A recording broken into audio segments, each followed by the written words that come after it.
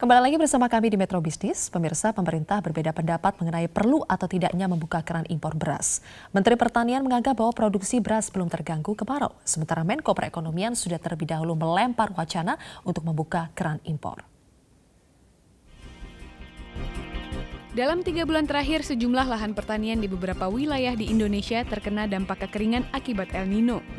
Meski demikian, Menteri Pertanian Andi Amran Sulaiman mengatakan sejauh ini produksi pangan nasional belum terganggu.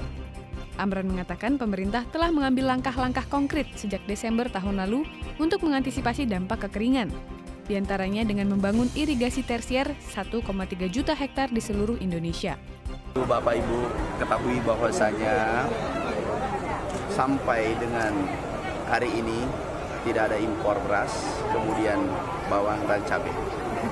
Tantangan pertama tidak ada impor, yang kedua adalah subsidi BBM tidak ada, tetapi harga bisa stabil.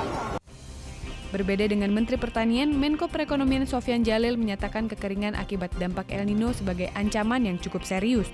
Karena itu tidak menutup kemungkinan pemerintah akan membuka keran impor beras jika kondisi berlanjut hingga mengancam pasokan beras di dalam negeri.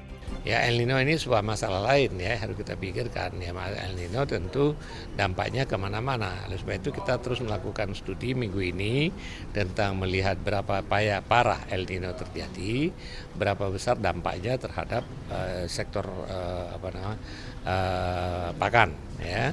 Nah, dari hasil studi ini nanti akhir minggu ini kita bisa sampai kepada rekomendasi apakah El Nino itu dampaknya serius nggak terhadap produksi pangan. Kalau serius, apakah kita perlu impor atau tidak. Sebelumnya, Badan Meteorologi, Klimatologi, dan Geofisika memprediksi dampak gelombang panas El Nino yang melanda Indonesia pada tahun ini akan lebih besar dibanding tahun lalu.